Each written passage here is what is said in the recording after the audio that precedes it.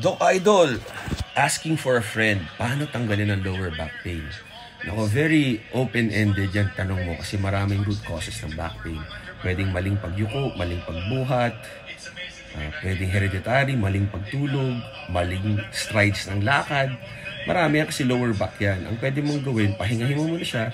Pag okay na, gradually dead pagka, workout for core, plank, tapos lying supermans, tapos kung may Roman chair ka, leg lifts, straight leg lifts, tsaka back extension, pag medyo lumakas ka na doon, with weights, pag lumabas ka na, Romanian deadlift, hanggang sa deadlift, progressive lahat yan ha, huwag ka kagad sa pinakamalupit, mag-start ka sa zero, pataas ng pataas. It takes time, mga 6 months, 1 year bago ma-cure yan.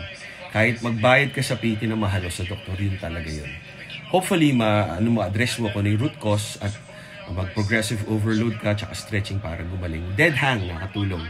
Tsaka ballerina. I'm not your doctor. Tama kayo, mali ako. At totoo, hindi po ako doktor. Pero you guys comment, Doc Idol, asking for a friend. Anyway, so yun lang yun.